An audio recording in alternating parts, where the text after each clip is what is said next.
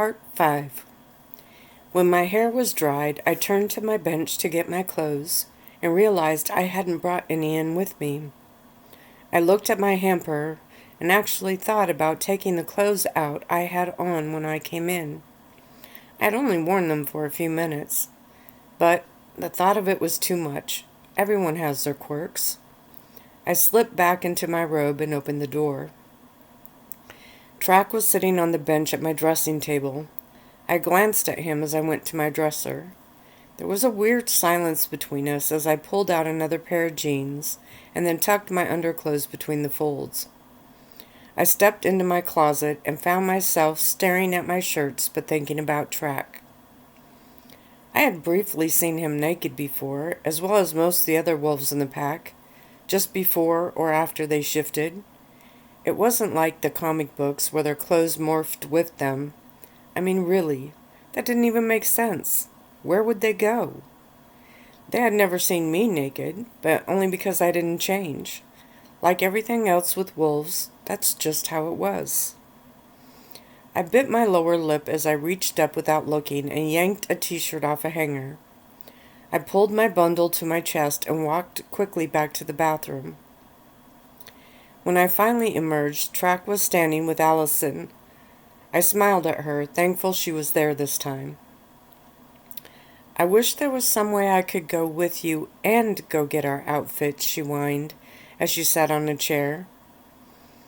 "Hey, someone has to make sure I don't embarrass the family name tomorrow night," I chuckled, as I grabbed a pair of socks and slipped them on. I could still feel Track watching me. I grabbed a pair of sneakers and sat on my bed to put them on. Allison smiled at me. "Is that what you're wearing?"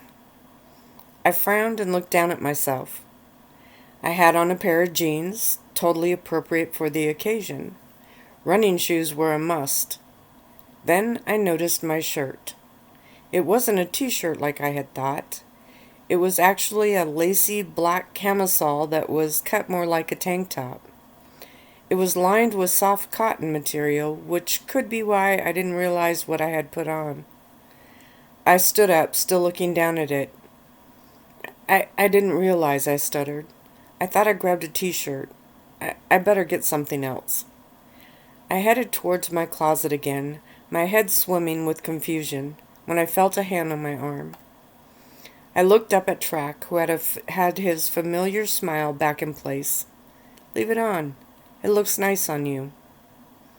I balked, and Allison stepped up next to him. "It actually looks very pretty, Reina. It's black, but has lace over it. Although you may want to wear a little jacket over it," she stated, and stepped into my closet. I looked at Track, and he smiled. "I didn't even know you owned clothes like that." I rolled my eyes as he winked. Allison stepped up, lifted my arm, and carefully yanked off the tag. "I don't think she did either," she chuckled, and then handed me a short jean jacket. "This was in my closet too?" I stated, looking down at it and then turning to stare at my closet, wondering just how all this stuff got in there.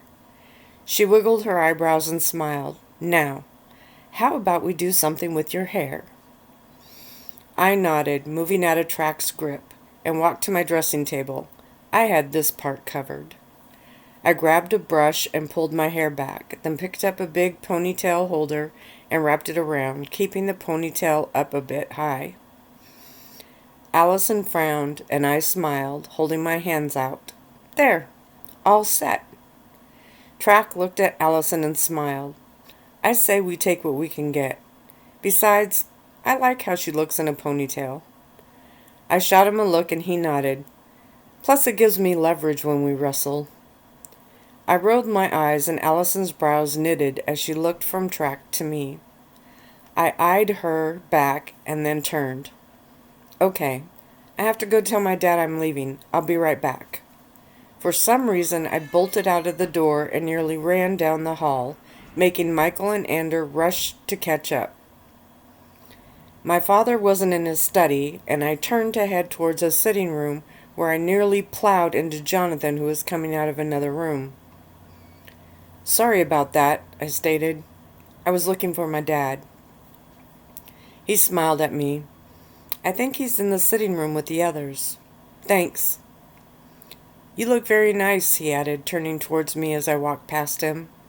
I stopped and frowned.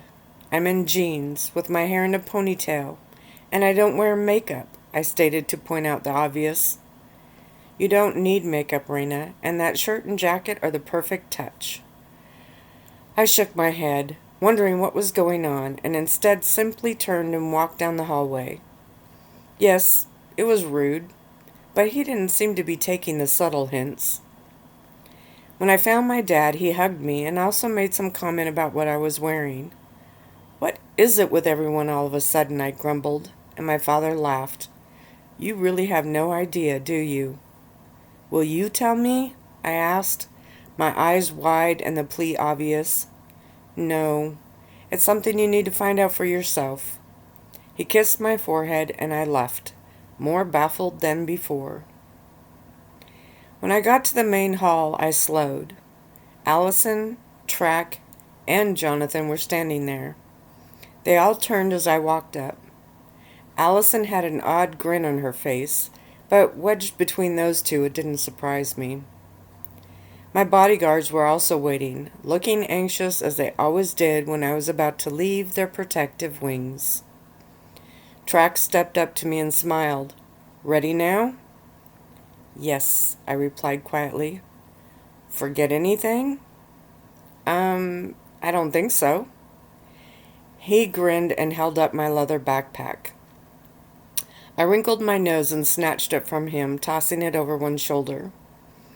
Tucked inside were 2 filled thermal containers, a specially made blanket that would keep the sun rays out in case I accidentally ended up without shelter, another pair of shoes and socks, a brush, and another ponytail holder. We ran when we were with the pack, and running through the woods had a tendency to require a little repair to one's appearance before returning home. Allison and Jonathan eyed my backpack, but neither questioned it. Track smiled at them both. Well, you two have fun shopping tonight, he stated. Allison's head bobbed like one of those strange toys, but Jonathan stepped up to me. I hope you have a good time tonight, Reina, he stated in a soft voice. I looked up at him. I usually do. His gray eyes were like mirrors, and I saw my reflection in them. Then he took my hand and put something in it. My cell phone, I stated, looking down. I was wondering where that was. Your father asked me to give it to you. He said he found it in a drawer in the kitchen. I chuckled and shoved it into my back pocket. Do you know how to text? Allison asked. I blanched and wanted to snap at her, but truth was, I had only done it once. Instead, I shrugged and Track laughed. I'll show her how. Then she can text you later and let you know what a great time she is having. Jonathan smiled at me. I had Allison put her number in there, and mine as well. I hope you don't mind? I blinked hard, looking down at my phone. No, that's fine. That way, if we think we need to talk to you about your outfit, he stated. I nodded. Oh yeah, right. Like your favorite color, or... Her favorite color is emerald green and black, Track snapped, then took my hand and pulled me towards the garage. I twisted around and waved at Allison over my shoulder. When we stepped into the garage, I saw the large orange light blinking at me. It was warning me that the sun was not completely down. I took mental note of that and stepped up to the car that was waiting. It was my red convertible. Michael tossed Track the keys and I moved towards the passenger side. Track always drove when we were together. Then I jumped a bit as he appeared at my door and opened it for me. I stared at him hard as I took off my pack and slowly slid into the seat. He winked as he shut the door, and I heard him say a few words to the men, and then he was in the seat next to me. He flashed me a smile as he put the key in the ignition. Now then, are you ready for some real fun? I smiled and nodded, also seeing the same orange light blinking on my dashboard. He put the car in gear, drove out of the garage, and started off down the driveway. Yes, I had one of those custom cars with a special glass. He knew better than to floor it where my father or bodyguards could see, but as soon as we cleared the main gates, he shifted and pushed on the gas. It was only a 10-minute drive, with his driving, but we always enjoyed every minute of it. This was my small window of freedom. No bodyguards and no pack of werewolves to take their place. Just me and Track and the coming night. The top was up and the tint on the windows was set to high. It was only about 7, and although the sun was not high enough in the sky to be a serious threat, we knew better than to take chances. The car was designed to keep every possible sliver of light out. The door had a special seal around them, and the glass was made from a technology that humans didn't even know existed yet. There was a light sensor that regulated the tint in the glass, but it had a manual control as well. I sat my pack on the floor at my feet and put my elbow on the windowsill. I am so glad to be out of there, I smiled. I loved the manor, but it was getting way too weird for me. Track nodded and crowded. I chuckled and turned, pretending I didn't catch the glint of movement in the trees to the side. Yes, I was being watched. They didn't trust even a short distance, but I didn't care. I turned back to the front and felt the excitement build. "Effie can't wait to see you," he said as we went around a bend, then shot me a look. "She'll be very disappointed you already put your hair up." I reached back and pulled the ponytail out of my hair, giving it a quick shake, and then ran my hands through it to get it out of my face. He chuckled as I unzipped my backpack and tucked the black holder inside. Suddenly, I heard a strange beeping sound, and my eye immediately went to the dashboard. My car was equipped with all kinds of sensors, but I didn't see any extra lights on. "It's your cell phone," Track teased. "Oh," I replied, and sat forward to pull it out of my back pocket. I looked at the display. "It says text message." "Well, open it," he chuckled, and I flipped the phone again. I peered at the small screen. It says, "Just testing to make sure you get this. Text me back." Then there's a smiley face. Track nodded and I frowned. "Hit reply and then type your message," he grinned, shooting me an amused look. I bit my lower lip and looked at all the buttons. He finally sighed playfully and took the phone out of my hand. When he glanced down at it, the smile fell, and he pushed a series of buttons so fast I couldn't tell what he did. Then he snapped it closed hard and handed it back to me. "I hope you were nice to her. I might actually like her," I chuckled. "It wasn't from Allison," he stated, putting both hands back on the wheel and looking forward. My forehead wrinkled as I glanced down at the phone. "Then who—" "Jonathan," he informed me in a hard but quiet voice. I nodded and bent down, tucking the phone into the side pocket of my backpack. The rest of the short ride was quiet. Finally, we turned down a familiar road and I sat up in my seat. It looked like any ordinary neighborhood, for the most part. The houses were spaced a bit, and each yard was concealed with high fences in the back. But there was a part of this town that most did not see. For now, we turned down another road, and I smiled as I saw Track's house. He gave a sharp honk as he slowed and pulled into the paved driveway. He stopped the car, and we waited until there was a click from outside, and the garage door slowly started to roll up. Track put the car into gear and crept into the garage. Another click, and the metal door started its path back down. Still we waited. I knew this drill too. My father had paid for all the special devices here and had them checked on a regular basis too. We saw 2 young boys come out from a side door. They moved behind the car and secured the garage door. Then they pulled a sheet of rubber over it and laid it across the bottom to fill any gaps. I was sure it was dark enough to be safe, but the light on the dash was still orange. Then my backpack started to beep again. Track and I both looked down at it, and I bit my lip. He sighed, and I reached down and pulled it out. This time I flipped it open without having to be told. I think it's for you, I stated, and tossed it to him, opening my door as his young brother Mike tapped on the window to give me the all clear. I smiled at him and grunted as the 13-year-old nearly toppled me into a bear hug. Aaron, who was just a few years older, laughed. Sheesh, Mike, show a little restraint. Besides, she's too old for you. Just who are you calling old? I teased, pretending to be offended. Reina! A little girl screamed as she ran into the garage. Effie, as we call her, because why their parents thought that naming her Ethelyn was not cruel was beyond me, and she ran at me. I bent down and scooped her up in my arms, glancing over to see Track still bent over my cell phone with an evil smile on his face. What have you been up to? I asked the girl in my arms. She looked a lot like Track. She was a beautiful little girl, but her golden brown eyes were the splitting image of her brother. I have missed you, she exclaimed, hugging me around the neck. Marcus is here. We told him all about you.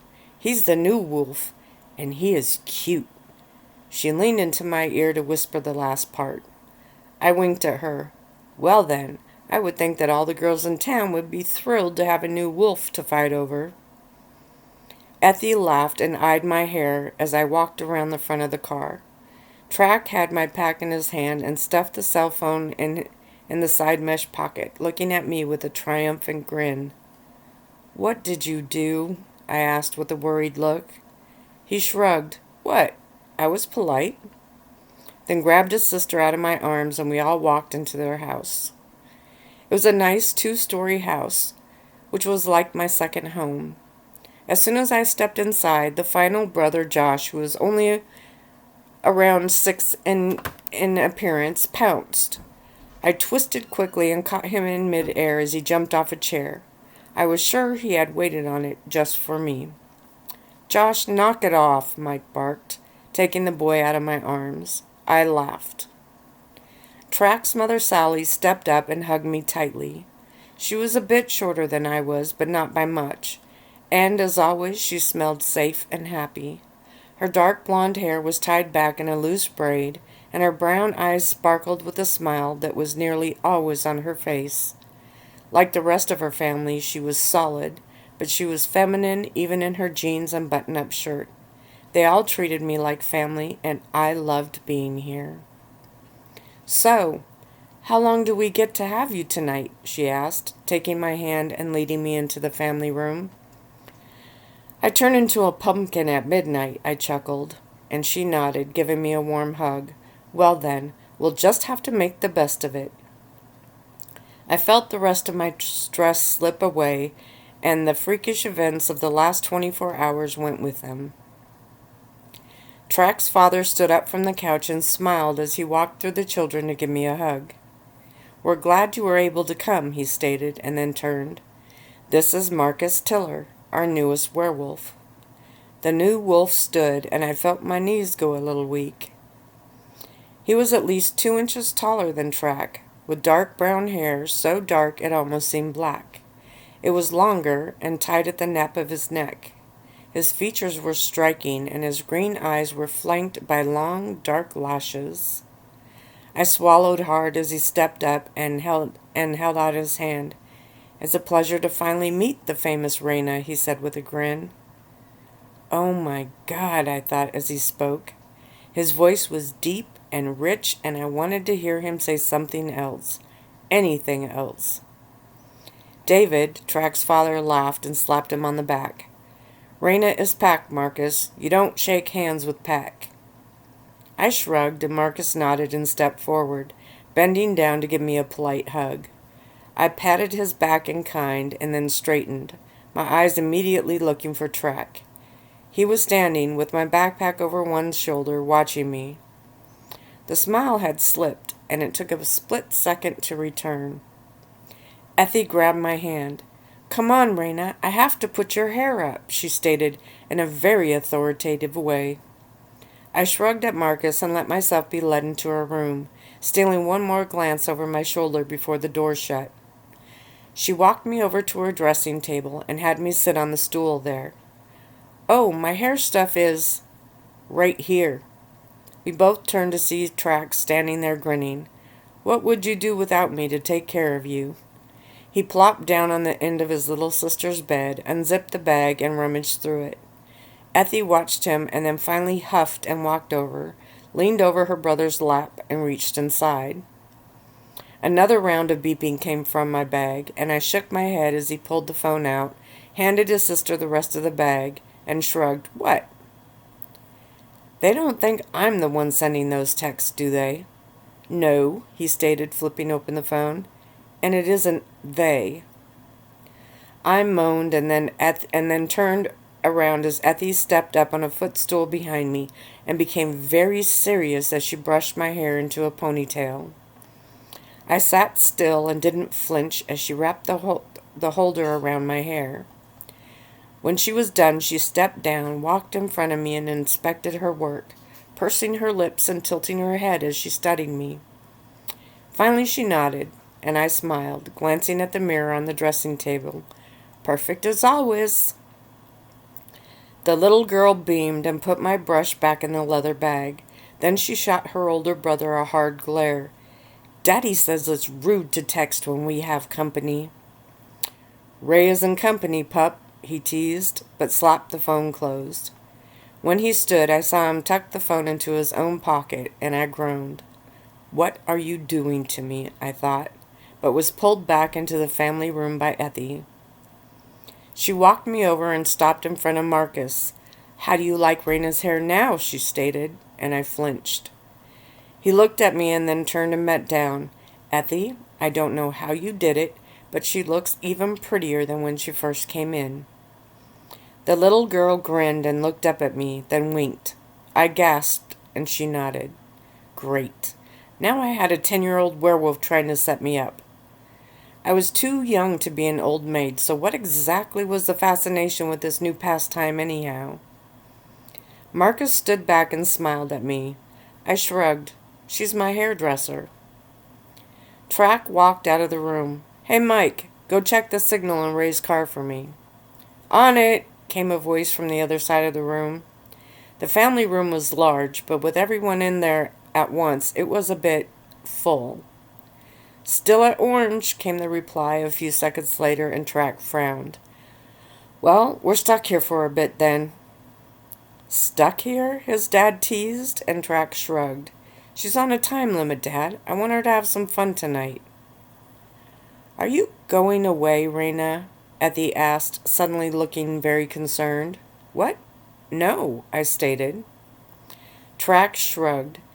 She has a manor full of stuffed shirts, and she's stuck with them for a while. Ah, Marcus chuckled.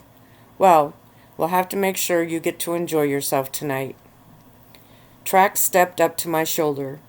Oh, we will, he grinned, wiggling his eyebrows, and I turned, giving him a hard look. What? He shrugged. I raised my brows, and he shook his head. I think that damn gauge is broken, he mumbled, and headed towards the garage. Track, mind your mouth around the pups, Sally warned, as she put her hand over the phone and then went back to her conversation. There was a series of knocks on the front door, and everyone but Marcus looked at me. He followed their stares, and then Effie took my hand and we went into her room, shutting the door behind us. Yeah, it was overkill, but if you thought my bodyguards were protective. The sound of voices from the other side rose, and then the bedroom door was flung open. All clear, Mike smiled, and we headed back into the other room. 3 more familiar faces were in the room now. Rock, Jackson, and Miles rushed me, and I grunted as one of them scooped me into his arms. Sorry, guys, she's all mine, Jackson announced loudly, as he walked me over, dropped me onto an open spot on one of the couches, and then wiggled in to sit next to me. He wrapped his arms around me and planted a kiss on my cheek. Long time no see, sexy. I squirmed out of his grip and laughed. Man, I love being here. The other two shooed away the younger family members on the couch and also plopped down. Rock quickly pulled me up, scooted into my spot, and yanked me onto his lap. Is it always like this? I heard Marcus ask David. Track's dad laughed and nodded. Every time Reina comes over, I'm afraid. I batted away hands and pushed myself up, straightening my jacket but smiling. Hey, look, Rock. She got all dressed up just for us, Jackson grinned. The three guys were on their feet now. I moaned and pulled the jacket closed in front of me, wishing I had changed my shirt. We got green, came Mike's loud voice from the garage. Track reached between the guys, grabbed my hand, and pulled me out of the circle they had me in. About damn time, he laughed, then added, Sorry, Mom. Sally shook her head from the kitchen. You guys take care of her, or her father won't let her back any time soon. Jackson, Rock, and Miles grinned and waved to Track's mother as we headed towards the front door. Rock stopped and turned. You coming, Marcus? Track nodded. Of course he is. Dad, we'll see you guys at the fires later. Track, make sure you keep Reina safe. The entire room finished in unison, and Marcus laughed as he followed us out of the front door. Are you really so fragile? He teased, looking over at me as Track had one hand and Rock and Jackson fought for my other one. Marcus watched them and I shrugged. I guess these guys think so, I laughed, and then grunted as I almost fell with both guys trying to pull me. Track stopped. Knock it off, you two. The musk you're throwing off is going to bring every wolf this side of the Mississippi. The guys laughed, and Rock shoved Jackson hard, knocking him to the ground. Track kept us walking, and Marcus looked back. They'll catch up, Miles explained with a small laugh, and Marcus nodded slowly. Where exactly are we going? I asked, having to trot to keep up. Bonfires, he stated, as we walked down the sidewalk. Really? I asked excitedly. Then my phone went off. We all looked at Track, who actually growled and yanked the phone out of his pocket. Maybe you should give me that, I stated, reaching for it. He let go of my hand and turned, so he was walking backwards in front of me. I got this. What are you doing? Miles asked, and Track wiggled his brows. Having a bit of fun. I moaned, and Marcus looked at me. Track finished the text, crammed the phone back into his pocket, and took my hand. Her dad brought an uppity vampire beau for his daughter, and we're squaring off. You're what? I yelped, and he winked at me. Hey, you were mine first. I blinked hard and nearly tripped when I slowed. Marcus caught me by the waist from behind, and I wondered how many girls would actually love to have my problem right now. I actually might be one of them if it wasn't happening to me. While it probably did look exciting from the outside, I was too stunned to enjoy it. Chapter 4. The bonfires were blazing strong when we got to the lake. Miles turned and smiled, and I followed his look. Missy, one of the only two female werewolves in our age range, walked up to us with a blanket rolled under one arm and a soft-sided cooler over the other. She was smaller than me in height and a bit more on the petite side. Her brown hair was braided behind her, with soft ringlets peeking out to show how curly her hair was.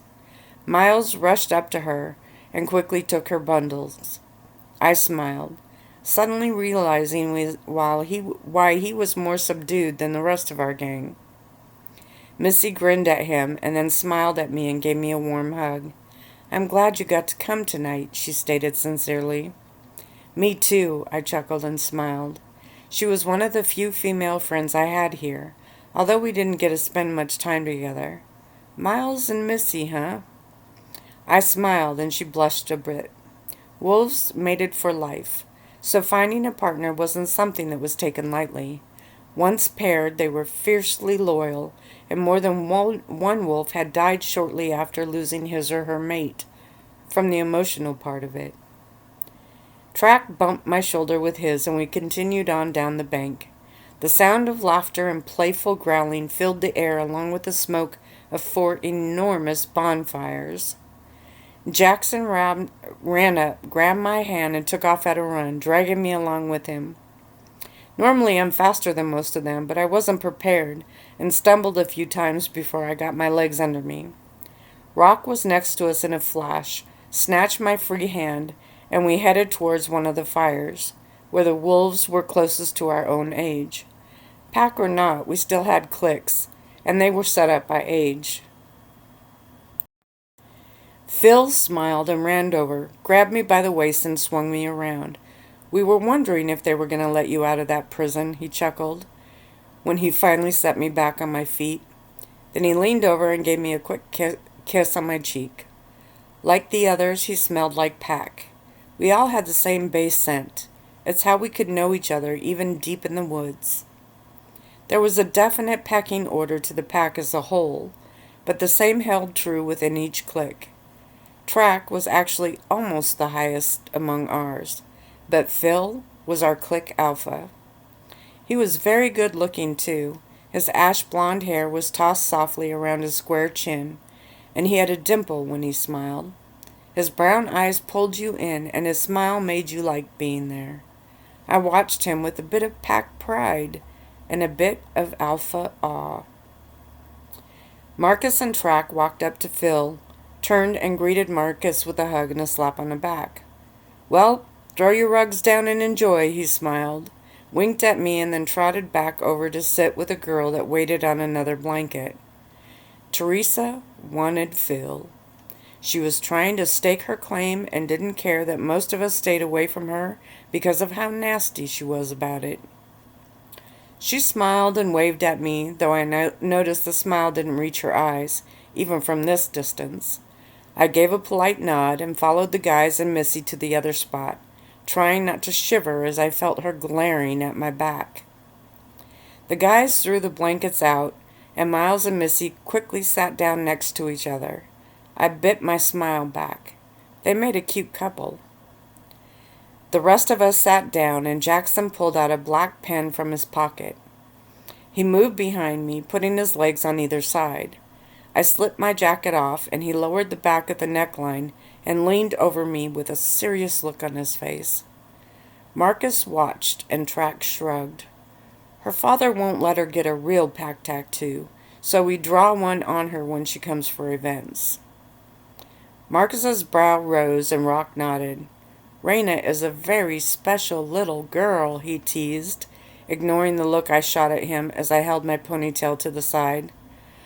"Her father is the highest-ranking vampire there is, so she's already a target. But a vampire girl with a pack tattoo would narrow it down too far," Marcus finished, and Rock nodded as he started looking through the cooler Missy brought. And that's where I'm going to end this one. Hope you enjoyed.